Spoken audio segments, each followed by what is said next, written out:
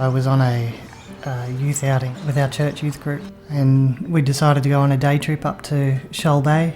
After lunch, a few of us went for a walk up the beach there's a large jetty there that comes out into the bay.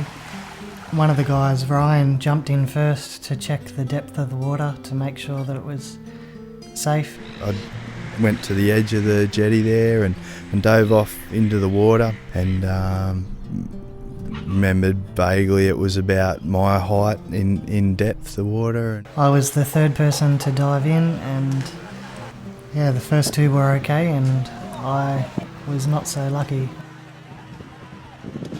I struck my head on a sandbank that was under the water, and I don't really remember a lot from there on. Next thing we know, he's kind of floating face down over in the water, and I swam over and kind of saw that there's just not moving or anything, and rolled him over and was just going, Kai. Received a phone call to say that there'd been an accident and that Kai had been involved, and I could tell by the voices there was panic, sheer panic.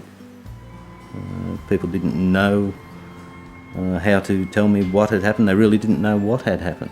They know he was severely injured. At that time we had no mobile phones. I had no way of contacting Claire, who was on her way home from Sydney. And I hadn't thought to remove the message or a message off our phone saying that our son had been injured.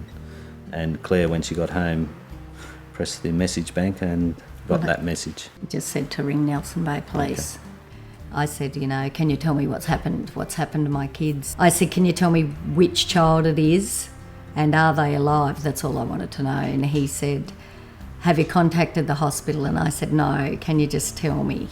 And he said, it's your son. And I said, can you please tell me? I just need to know if he's alive. And he said, yes, he's alive. But there's something in my brain, the way that he said it, immediately I thought he's on life support. I don't know why I thought that. It was the tone that the chap used. And all I remember thinking is, I just want to see him once more. That's all I remember thinking. Then I started to call on God. I mean, there was a long lapse between getting that information and finding out what had really happened. But I was in a state of anxiety. But until I had that information, I didn't know what I was going to do, where I was going to go, what was happening. It was all guesswork until that guesswork gets removed and someone who knows their business has actually told you that your son has had a devastating accident. And I knew instantly that his situation was dire. So then I knew what to pray for. I do remember saying at that time, this has the potential to tear us apart, but it won't. I remember the doctor was very matter of fact. It's like, this is what happens, this is a very devastating injury. He couldn't speak because he had the trachea, so he was like trying to communicate and I didn't know what he wanted to say. We wrote down the alphabet and they said point to the letters and get him to blink when you get to the letters. And the first thing he spelt was itchy nose. That was the very first thing, so we scratched his nose. And the second thing was paralysed legs. So he knew straight away. I looked at Peter because I didn't actually want to tell him. But he knew. He's a smart boy. And at that stage I thought, well, it's more than that, but you didn't want to put all that on him at once. Depending whereabouts the injury is, determines the level of function and sensation that you have. So for me, being around C5, C6, where the spinal cord was damaged, means that I have fairly good shoulder and bicep. I don't have tricep, which is the muscle you use for extension, which would be the muscle you use mostly to push a chair around. And I also don't have finger movement, which would be to grip a wheel. So obviously to push a manual chair comes with some challenges of its own. I certainly had no shortage of prayers while I was in hospital and since from myself as well as others. Most of them centred around healing and recovering my full health. It's not easy to see those kind of prayers go without the answer you were looking for. And especially when you know that an all-powerful God does have the power to bring that about without interrupting any of his other plans. So that's one of the questions that I have to answer with, and I don't know, because I certainly haven't come to any conclusions. And it's one of the things that I struggle with a lot. I certainly wouldn't say that those prayers were for nothing. If nothing else, they've helped a lot of people to feel connected and to give them the opportunity to help in some way. For me personally, it's something that I've yet to reconcile in my own mind. He doesn't like cliches. All things work together for good, and that people do throw things like that, and we're not saying that there's not things in Scripture that are uplifting and great, but sometimes they don't work. Very early on, when I was in hospital, Dad came in and sat on the end of the bed and started crying, which for my dad, that's a big deal. That's not something that happens very often. And he said, I don't know what to say. He said, I've always known the answers, I've always known what to say, and if I haven't known, I've made something up that sounded right. He said, but I don't know. And that was more helpful to me than a lot of other things that people had said, because it put someone on the level that I was, that, I had no idea what was going on, and just to know that somebody else was on the same level and that I wasn't there by myself was very comforting. Claire's brother just gave me a big bear hug. Didn't say anything.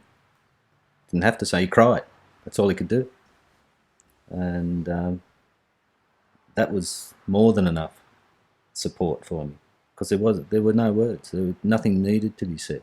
Part of the healing process of a family, and I'm including the wider Christadelphian family that we belong to, is allowing people to be part of your life, letting them in and saying, it's okay, this is what's happening to us, and just saying, you're invited in to share that pain. We're not hiding anything from you,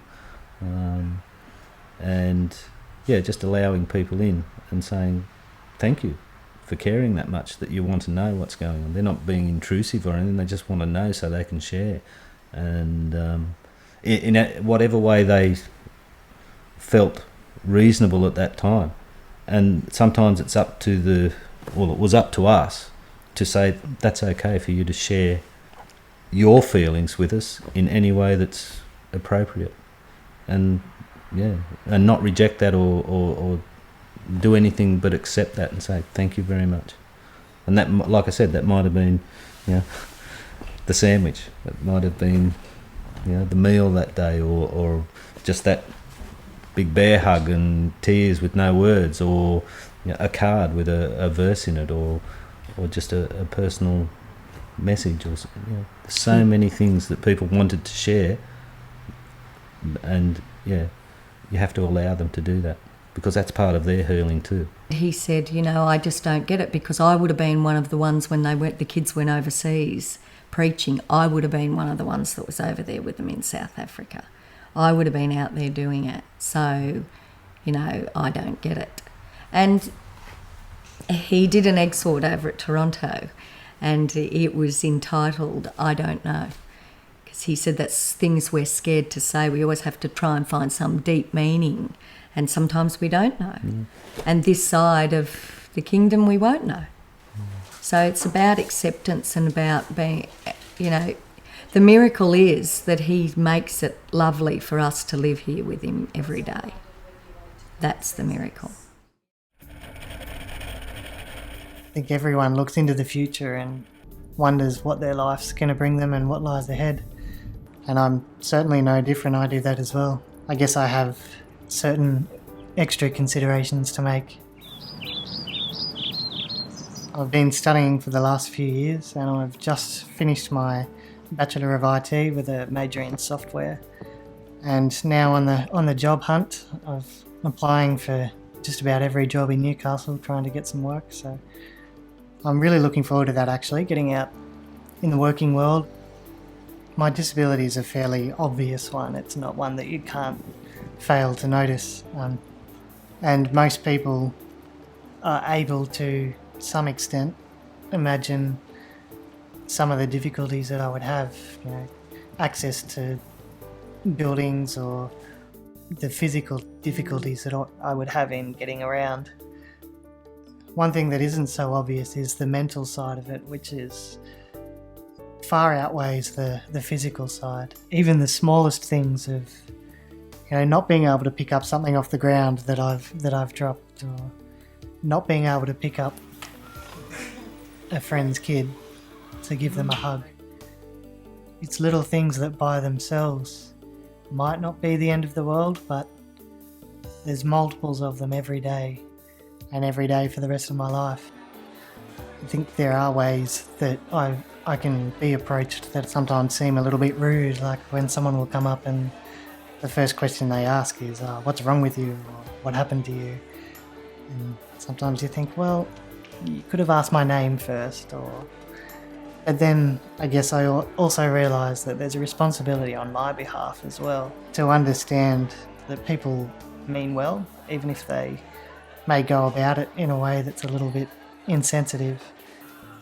If they come to you with good intentions, then you have a certain responsibility to respond in kind. I don't think it's fair to be rude to someone when they've accidentally offended you. Every day I have to think about the consequences of it. Obviously, that's just part of my life now. I have to deal with how life is because of my accident. But there's nothing I can do to change it, and I find dwelling on it only makes things worse. I'd rather get on with problem solving. It would be a lie for me to say that I don't question God and that I don't struggle.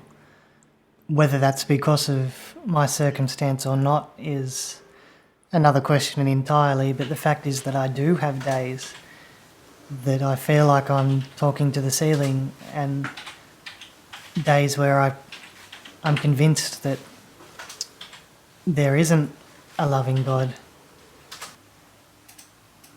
which I think is fairly reasonable for anybody to have times like that. I think there's very few people who could say that they don't go through that in their lives.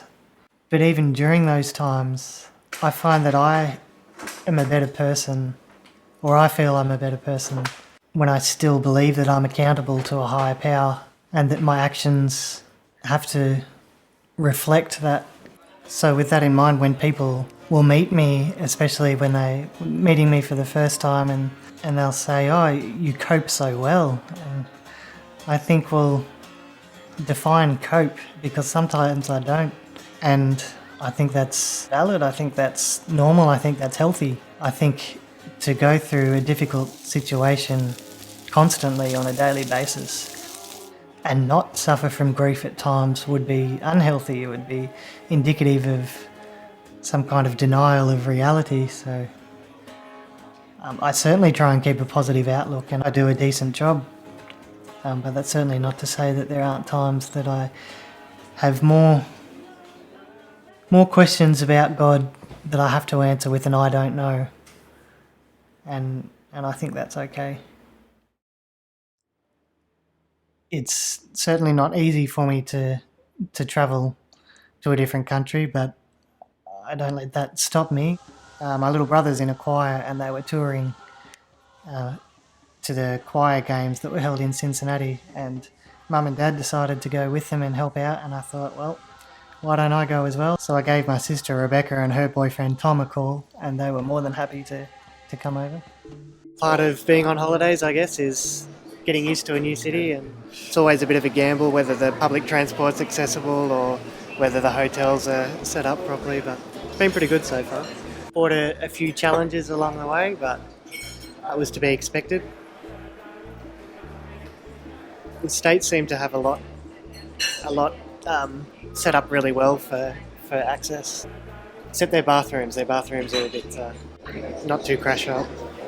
If you went to a restaurant and they said, we're going to have to lift you up to get to your table when nobody else had to, there's not many people that are going to be okay with that. Or if you came to a hotel and they said, oh, everybody else enters through this way, but you're going to have to climb that ladder to get to your room. If you had no other choice, you'd make it work. But given the choice, you're going to go with the place that's more convenient for you. And it's more dignified as well. It's not a lot of dignity in being carried up a flight of stairs. So. There's some pretty well-known cliches that you hear. You know, people will say, "Oh, everything happens for a reason," or that God has a plan for this, or that God is just teaching you some lesson. Which these may all be true, but they're not very helpful at the time, especially from the point of view of the person in the situation. And it's certainly not to discount what they say. It's like, nobody says that with malicious intent. They're obviously trying to be helpful, but it's not always the most helpful way to go about it. Sometimes the best thing to hear when you're in a situation like that is for someone to say, I don't know why this is happening. I'm not going to tell you that this is God's plan or that there's some silver lining at the end of this, because sometimes there isn't. Sometimes there's some pretty horrible things that happen, and there isn't really a great lesson to be learned or a silver lining. So sometimes just hearing someone say that and being able to accept that there's no answer for this or that there's no rationale behind it is sometimes the most helpful thing that you can hear. So we're in a Bible class with a group of other people who had some pretty tough things happen in their lives, varying things from friends and family lost to personal circumstances or accidents like myself.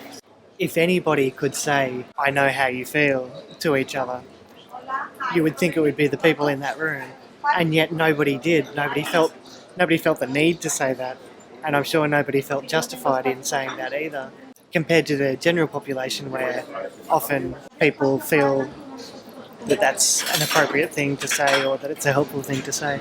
Just thought it was interesting that it seems the more life experience people have, especially in hard circumstances, the more they come to realise that it's very difficult to understand what other people are going through. And that's not just about suffering either, that's in all circumstances. I know for myself that I know very well what it's like in my situation, but I have no idea what it's like for someone who's vision impaired to live day to day. So for me to say to them, I know how you feel or I know what it's like, it's insulting really, and it's not helpful for them at all. I can help people to an extent in some kind of solidarity of difficult circumstance, but you've got to realise that there's limits to how much commonality you can have with them. And I think that's important, that just knowing that there are things about their circumstance that you don't know, and vice versa, it's a really important step, and it really opens you to help in more practical ways and to be more helpful overall. As far as helping from an outside perspective when someone does go through something traumatic or they're suffering in some way, personally that's a difficult one for me to answer. It's probably something my family can better answer, because I was on a different side of the fence, especially during the early stages after my accident. I know they had a lot of support, and I know they were very appreciative of the support, as I was as well. The things that stand out for my family from what I've heard are the practical help, the offering of places to stay, bringing of food because it's an exhausting time. Like you're up from dawn till dusk and up all through the night staying by the bed. So just the small practical things like bringing a a magazine with crosswords to fill out or something, just to... not that the words aren't appreciated, they certainly are, and it's certainly comforting to know that there's thoughts and prayers as well. But often it is the simple day-to-day practical things that really make a difference. For me personally now, I guess I try to be as independent as possible, so I try not to require help. If people are to come up and offer help, I'm always appreciative. I never think that it's unwelcome or anything. But the things that I really notice are when people treat me no different to anybody else, which sounds very cliche, but it is very true. When I was first out of hospital, we went out to, I can't remember where we were, but I was getting tired of sitting in the chair. So I asked my sister to put me in, there was just a waiting room. So I sat in one of the chairs there, immediately noticed how much people weren't looking at me. And it's only a subtle difference. My sister didn't even notice. But to me, I noticed that there was such a big difference between when I was sitting in the wheelchair to when I was just sitting in the chair that was on the side there. Just seeing the difference, the subtle differences in the way people approach and talk and even look at you as they go past. You become really attuned to how people will approach you and whether they're approaching you differently to how they did the person next to you. So there seems to be a perception amongst people, and it's not just the Christian community, it's people as in general, that suffering is good for you. And in some senses, there are some benefits that come from going through difficult circumstances. You can develop patience, you can develop perseverance, and suffering is not a unique thing to anybody. Everybody goes to it at some stage, but there's not a linear relationship to the amount of suffering and the lessons learned. I think sometimes there's a perception that people who suffer greatly, in some sense, are being blessed with some great lesson or some great character building exercise, and of course there's a lot of good in seeing the silver lining like that. But, and I don't mean this to sound malicious or to sound judgmental at all, but a lot of the time that perception comes from people who haven't experienced particularly difficult suffering. One of the things that I've learned is a new perspective of God's character, and that there was some tough lessons to learn from a perception that I had of God and who He was and how He worked, and how that wasn't quite measuring up with what was happening in the real world. So there was a few points where I had to develop a new concept of God, and one of those was learning that God didn't actually do this to me. God didn't cause circumstance, I believe anyway, to put me in this situation. I tried to reconcile that. I tried to stick with the belief that God has His hand in every single circumstance and that He causes everything to happen. But I just couldn't reconcile my perception of a loving father figure type of God with a God that would cause these kind of things to happen to people. Something I get asked quite often is, why do you think this happened to you? And my answer to that is, I don't know.